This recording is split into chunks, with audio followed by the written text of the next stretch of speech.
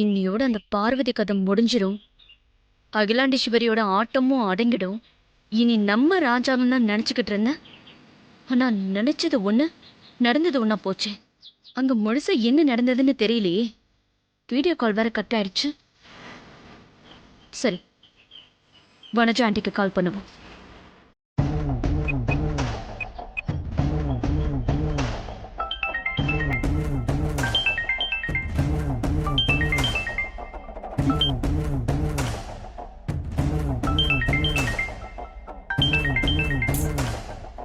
Ring போயிட்டே இருக்கு. ஏன் வனஜா ஆண்டி கால் எடுக்க மாட்டேங்கிறாங்க?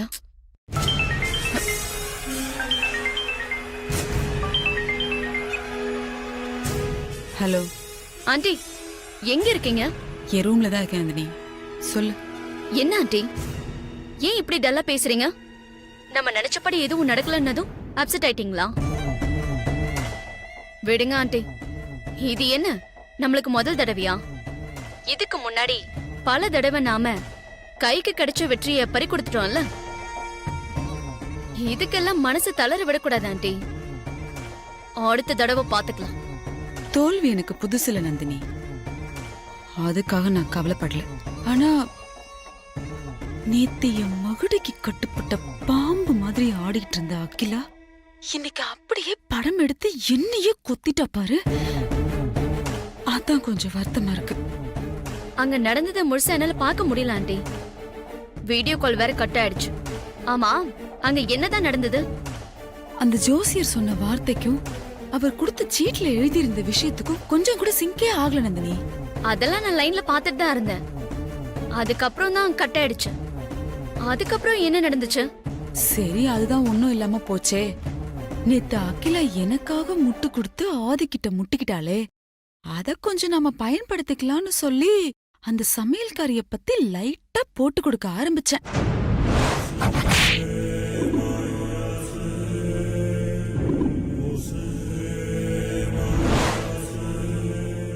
அகிலாவுக்கு எம்பி ஆனதும் அரசியல்வாதி புத்தி வந்துருச்சு போல இருக்கு. 12 மணி நேரத்துக்குள்ள இப்படி கட்சி மாறிட்டாங்க. ஆமா நந்தினி, அதான் எனக்கு ரொம்ப எரிச்சலா இருக்கு. கவலைப்படாதீங்க ஆண்டி. அந்த அகிலாவை நம்பி நாம இல்ல. அந்த ஜோசியர் எழுதின பேப்பர் யார்கிட்ட இருக்கு? அகிலா கிட்டதான் இருந்தது. ஏன் கேக்குற?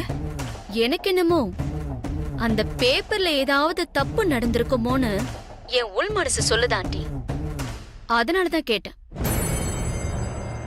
எதுக்கும் நீங்க அதை கொஞ்சம் சரியா டீல் பண்ணுங்க. நான் அப்புறமா கால் பண்றேன். ஆ சரி நந்தினி.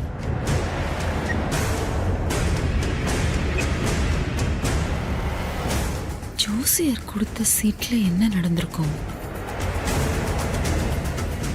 உண்மையிலே வேற ஏதாவது எழுதியிருக்குமோ?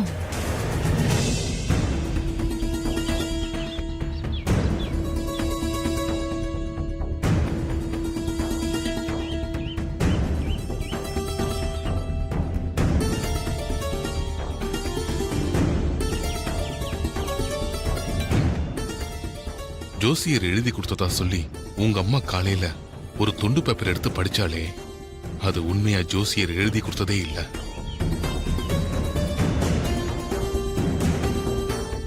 ஜோசியர் எழுதி கொடுத்த உண்மையான பேப்பர் இதுதான். இந்த பேப்பர்ல ஜோசியர் என்ன எழுதி கொடுத்தார்னு படிச்சு பாராதே.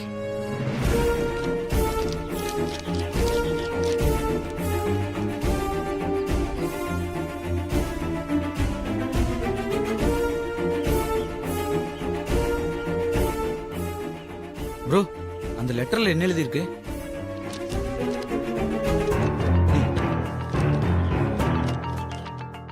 இன்று காலை 8:31 மணிக்கு உங்கள் தலைக்கு ஆபத்து. ஆனால் நீங்கள் செய்த தர்மம் உங்கள் தலை காக்கும். பா, காலையில் நடந்தது அப்படியே எழுதியிருக்கு. அங்கிள், இன்னைக்கு இந்த டைமுக்கு இதுதான் நடக்கும் அப்படின்னு சொல்லி ரொம்ப எக்ஸாக்டா எழுதி கொடுத்துருக்காரு அங்கிள்.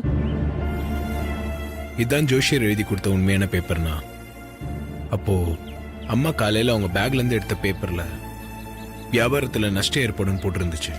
அது எழுதினது யாருப்பா? நான் தான். ஐயோ, என்னப்பா சொல்றீங்க? அந்த லெட்டர் எழுதுறது நீங்களா? ஆமா.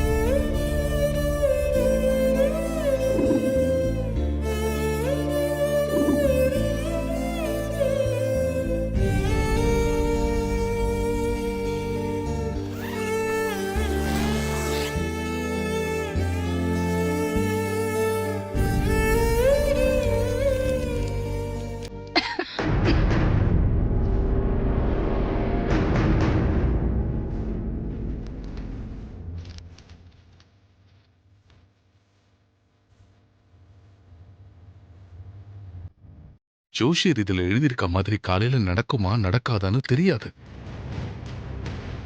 ஒருவேளை இந்த மாதிரி நடந்துட்டா இந்த ஜாதகம் புருஷன் பொண்டாட்டி ஜாதகம் தான்னு ஜோஷியர் சொன்னதை நம்பிடுவா. அதுக்கப்புறம் என்ன வேணாலும் நடக்கலாம். என்ன பண்ணலாம்? இப்போதைக்கு அதுதான் சரி.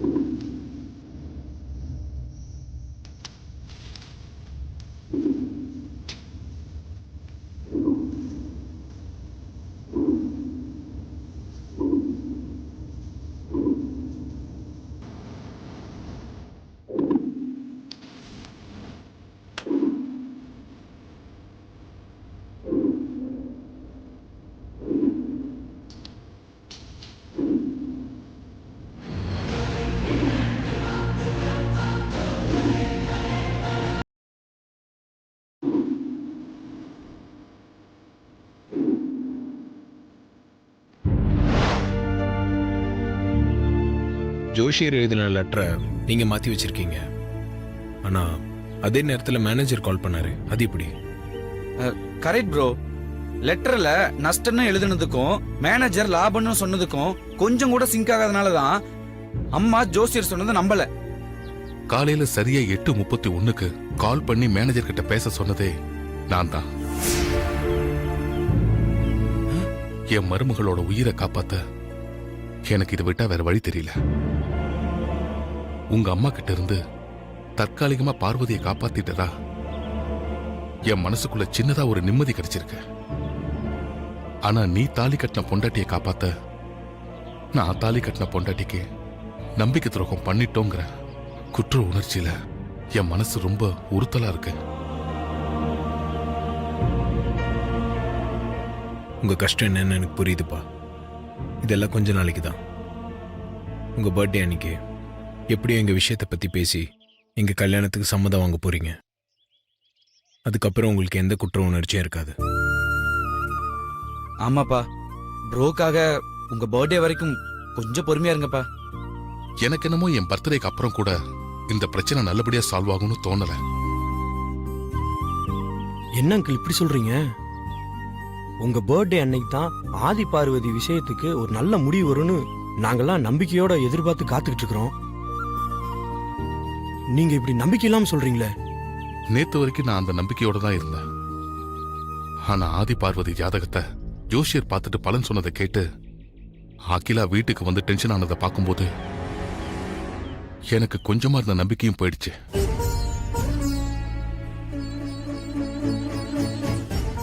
இப்ப இருக்கிற சூழ்நிலையில என் பிறந்தநாள் அன்னைக்கு அகிலா கிட்ட ஆதி பார்வதி விஷயத்த என்னால பேச முடியுமான்னு தெரியல.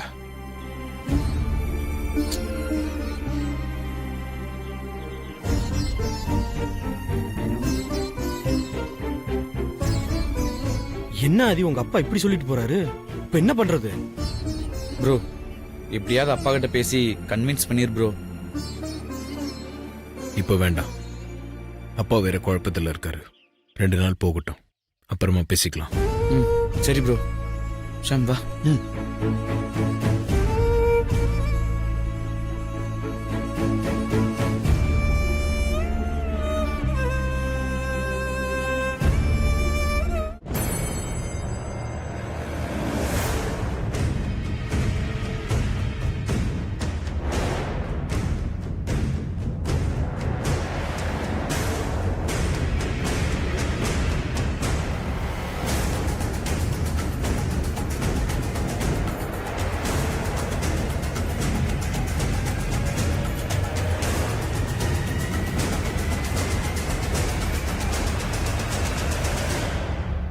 அத்தை ஏதோ பலமான யோசனையில இருக்காங்க போல இருக்கே. என்னவா இருக்கும்? நாம எதுக்கு தேவையில்லாம யோசிச்சுக்கிட்டு அத்தை கிட்டே கேட்டுருவோம்.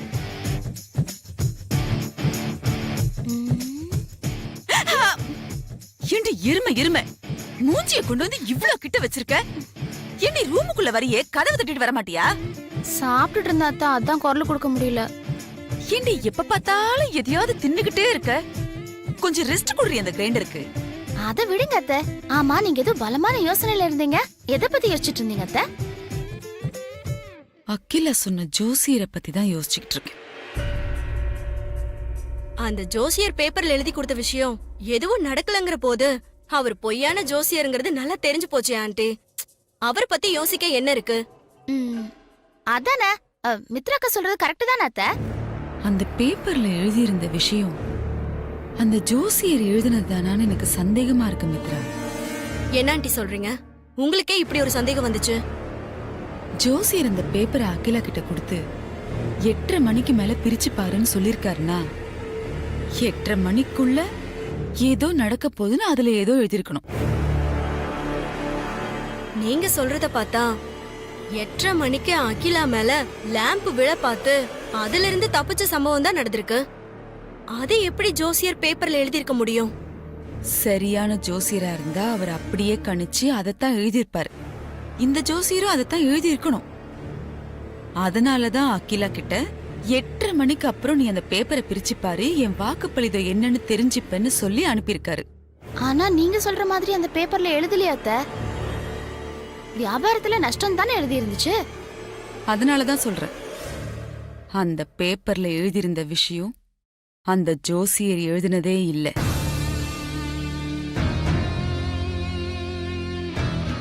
என்ன ஆண்டி சொல்றீங்க? ஒரு ராத்திரி முழுக்க ஜோசியர் எழுதி கொடுத்த அந்த துண்டு சீட்டு அகிலா ஹேண்ட்பேக்ல அவ ரூம்லயே இருந்திருக்கு. கண்டிப்பா ஜோசியர் சொன்ன வார்த்தைய அகிலா மீறி இருக்க மாட்டா. ஆனா அந்த புள்ள பூச்சி புருஷோத்தம் இருக்கானே, அவன் சும்மா இருந்திருக்க மாட்டான்.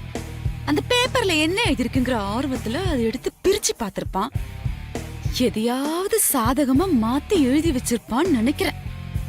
நீங்க சொல்றது சரிதான் ஆண்டி. அப்படி இருக்க வாய்ப்பு இருக்கு. ஏன்னா ஆதி பார்வதி ஜாதகம் சம்பந்தப்பட்ட விஷயங்கிறதுனால இந்த புருஷோத்தமன் எது வேணாலும் செய்யலாம். அப்போ அந்த பேப்பர்ல என்ன எழுதி இருந்ததுன்னு எப்படி அதை தெரிஞ்சுக்கிறது?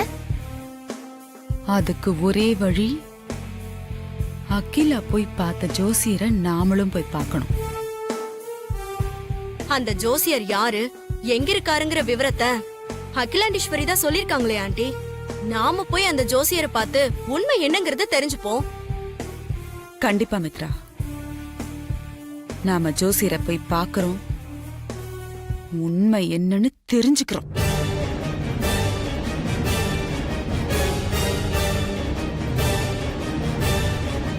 உண்மை என்னன்னு மட்டும் தெரியட்டும், அப்புறம் இருக்குடா உங்களுக்கு. என்ன மாமா சொல்றீங்க? ஜோசியர் எழுதின பேப்பரை என் மாமனார் தான் மாத்தி வச்சாரா? ஆமாம் பார்வதி, அப்பா நல்லா யோசிச்சுதான் இப்படி ஒரு காரியத்தை பண்ணியிருக்காரு. அப்பா பேப்பர் இப்படி மாத்தி வச்சதுக்கு காரணம் என்ன சொன்னார் தெரியுமா? என்ன காரணம் சொன்னாரு? என் மருமகளை காப்பாத்துறதுக்கு எனக்கு இதை விட்டா வேற வழி தெரியலன்னு சொன்னாரு. அப்பா உன்னை மருமகளை ஏத்துக்கிட்ட மாதிரி அம்மாவும் உன்னை மருமகளை ஏத்துக்கிட்டாங்கன்னா அப்புறம் எந்த பிரச்சனையும் இருக்காது. லைஃப் சந்தோஷமா இருக்கும். அம்மா என்ன மருமகளா ஏத்துக்க போற பொண்ணான நாள் என் வாழ்க்கையில எப்ப வரும்? வருமா மாமா? அந்த நாள் கூடி சீக்கிரம் வரும். ஏன் இப்படி நம்பிக்கை இல்லாம பேசுற? எப்பவும் பாசிட்டிவா நினை. அப்பதான் நம்ம நினைச்சது நடக்கும். நான் இப்படி பேசுறதுக்காக என்ன தப்பா நினைக்காதீங்க மாமா. நம்ம 2 பேர் ஜாதகத்தை பார்த்து ஜோசியர் புருஷன் பொண்டாட்டின்னு சொன்னதுக்காக அம்மா எவ்வளவு ஆத்திரப்பட்டாங்க. ஜோசியர் கொடுத்த கெடு முடியற வரைக்கும் பால் கூட சாப்பிடாம பட்னி கிடந்தாங்களே. அவங்க எப்படி என்ன மருமகளா ஏத்துப்பாங்க? அம்மாக்காக நீ பட்னி இருக்கன்னு தெரிஞ்சதும் உன்னை பாக்குறதுக்கு உன்னை தேடி அவுட் ஹவுஸ்க்கு வரலையா? உன்கிட்ட அன்பா நடந்துக்கலையா? அது என் மாமனார் ஜோசியர் எழுதி கொடுத்த பேப்பரை மாத்தி வச்சதால நடந்தது. ஒருவேளை அவர் அந்த பேப்பரை மாத்தி வைக்காம இருந்திருந்தா அம்மா என் பக்கத்துல வந்து என்கிட்ட அப்படி நடந்திருப்பாங்களா? இப்பதானே சொன்ன பாசிட்டிவா நினை. அப்பதான் நல்லது நடக்கும். ஏன் இப்படி நெகட்டிவா திங்க் பண்ற? இரவும் பகலும் சேர்ந்ததுதான் நாள், இன்பமும் துன்பமும் சேர்ந்ததுதான் வாழ்க்கை. அது மாதிரி உறவும் பிரிவும் சேர்ந்ததுதான் காதல் மாமா. என்னாச்சு உனக்கு? ஏன் என்னென்னமோ பேசுற? மத்தவங்க காதலை பத்திலாம் எனக்கு தெரியாது. நம்ம காதல பிரிவுக்கு இடமே கிடையாது. எப்பவுமே உறவுதான். நானும் அப்படி இருக்கணும்னு தான் ஆசைப்படுறேன். ஆனா அதுக்கு அம்மா சம்மதம் வேணும். நாம சேர்ந்து இருக்கிறதுல அம்மாவுக்கு விருப்பம் இல்லைன்னா விருப்பம் இல்லைன்னா சொல்லு. நாம பிரிஞ்சிருவோம். என்னாச்சு உனக்கு? அத பிரச்சனை எல்லாம் நல்லபடியா முடிஞ்சிருச்சுல. எதுக்காக இப்படி எல்லாம் பேசிட்டு இருக்க? பிரச்சனை தற்காலிகமா தானே மாமா முடிஞ்சிருக்கு. இது ஒண்ணு நிரந்தரம் இல்லையே. அம்மா என்னைக்கு நம்ம காதல மனப்பூர்வமா ஏத்துக்கிறாங்களோ அன்னைக்குதான் இந்த பிரச்சனை நல்லபடியா முடிஞ்சதா அர்த்தம்.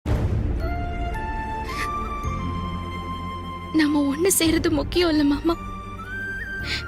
நம்ம காதல் அம்மாவோட உயிரை பறிச்சிடக்கூடாது. எனக்கு அம்மா முக்கியம். நம்ம பிரிஞ்சிருக்கிற நிலைமை வந்தா கூட அதுல எனக்கு சந்தோஷம் தான் மாமா.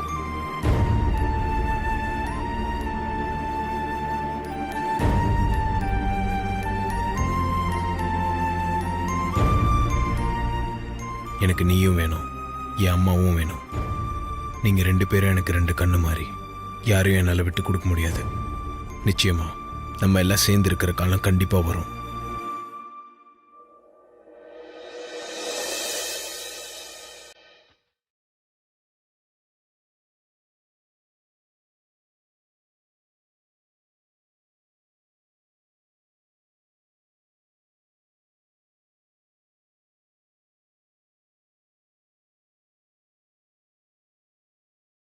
சிறு